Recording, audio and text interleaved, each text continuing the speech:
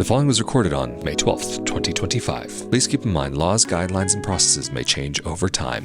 This is the Italian Citizenship Podcast, hosted by Marco Permunian and Rafael Di Furia.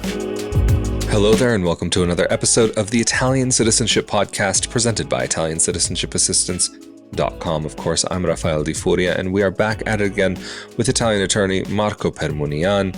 And of course, many of you know that we also do another podcast together called the Italian Real Estate Podcast. Given everything that's going on recently, we decided that it would be worthwhile to maybe focus on episodes of the Italian Citizenship Podcast, because these are some major reforms that are happening at this point in time. We will be getting back to the Italian Real Estate Podcast soon, but for the time being, we wanted to make sure that we can shed as much light on what is going on as possible. But in this episode of the Italian Citizenship Podcast, we want to talk about some of the specific bills and provisions that have been proposed most recently, along with the Tajani decree, things that may never even see the light of day. And so, Marco, I know there are some major changes that are proposed to how citizenship by descent would be working, but what about these bills that have been proposed along with the Tajani decree?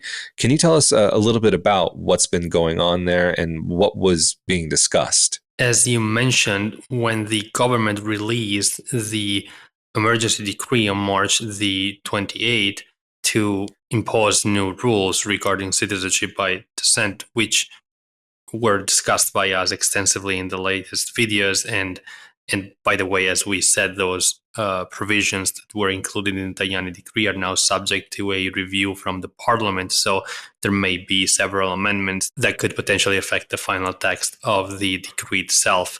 And the parliament has a 60 days window to make potential changes and propose potential changes to the text of the decree from March the 28th. And therefore, we will be sharing updates as soon as more information come to light about potential amendments to that decree that is being discussed in the parliament. But in this episode, we wanted to focus on two different bills that came with the decree, meaning that the government proposed alongside the decree. Now, the government chose to use the decree to impose new urgent regulations to affect people who are seeking citizenship by descent. But they mentioned that they also wanted to impose new provisions affecting people who are Italian citizens residing abroad, and again impose obligations to those people. But those provisions were not urgent. That is what the government said. So they decided to use a different type of legislation to offer those provisions to the parliament, which now has to review them. But since they're bills, they won't be reviewed urgently. The timeline is uncertain, and the parliament will have eventually to discuss these provisions that are included in these bills, which we're going to discuss in this episode. But like you mentioned, there is no real timeline for the parliament to make a decision regarding those provisions. And one of the things that the government wanted to accomplish with these bills was the creation of a central office within the Ministry of Interior, which would be basically processing any citizenship applications received by anybody who wants to apply for citizenship by descent. And the government clearly indicated that this creation of this entity would need to happen within 1 year from when this bill becomes a law. So in short, citizenship applications, if this bill was to be approved by the parliament, would no longer be processed by Italian consulates or Italian municipalities, and a central office within the Ministry of Interior would be taking care of any applications submitted by people who want to get citizenship by descent. And the submission would need to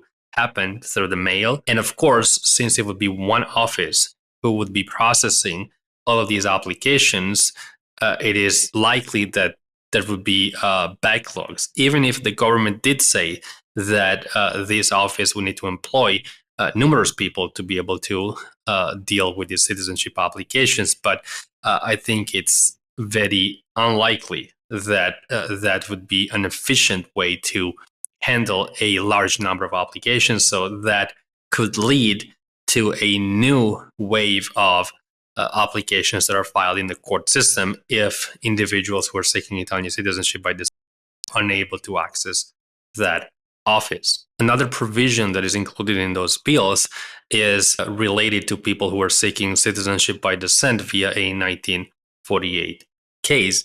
And the provision states that these individuals will no longer need to petition the court to have their citizenship rights recognized. And therefore, individuals who want to petition for Italian citizenship by using a female ancestor would be able to use this central office, which will be established in Rome. However, only if the child of the woman that would be used in this case was still a minor when the Italian constitution came into effect in 1948. And in fact, in the press release from March 28, the government explained that their intent was to allow for individuals who want to claim citizenship through a female ancestor to not having to petition the court, but only if the child of the woman in question was under 21 years of age on January the 1st of 1948. So only if the child of the woman in question was born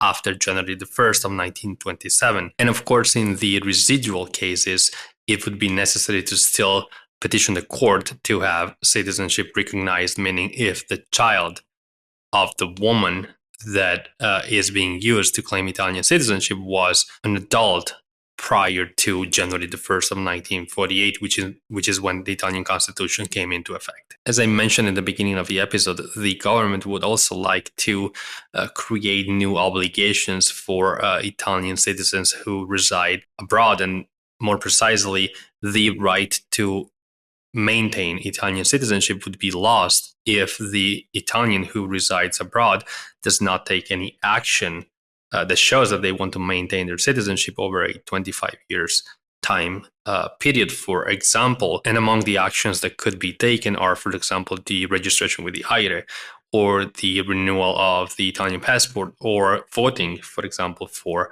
the Italian elections. And if none of these things happen over a 25 years period, then the person would lose their Italian citizenship.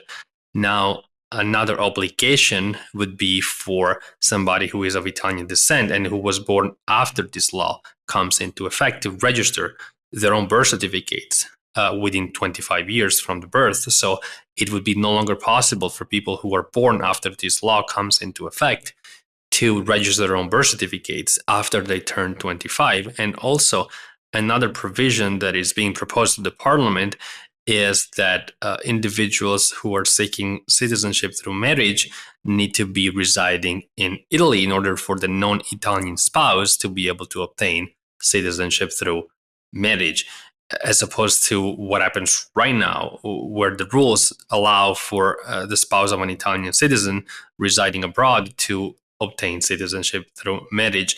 And I think it's worthwhile clarifying that these are just proposals.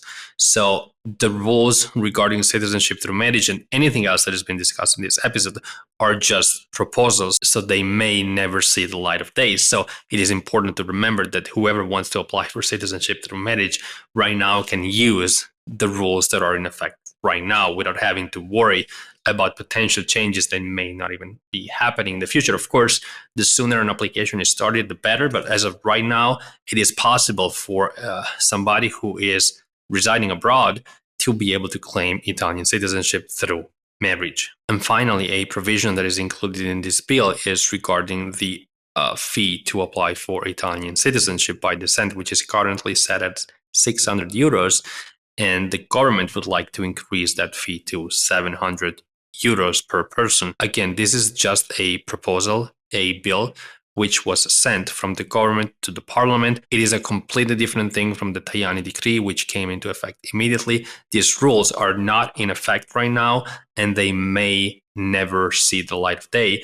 They may or may not be discussed by the parliament, and there's no timeline for that discussion. Well, Marco, thank you so much for sharing your insight on these proposed bills and their provisions. Of course, for those of you who are interested in more information on the Tajani decree and everything going on right now, make sure that you are subscribed to this YouTube channel as well as the audio-only podcast. But of course, if you're subscribed to the YouTube channel, that means that you're also automatically subscribed to the Italian Real Estate Podcast, as well as Ask the Italian Lawyer, where we also have been going into more about these topics. And of course, as I mentioned earlier on in the episode, we will be returning to creating episodes of the Italian Real Estate Podcasts.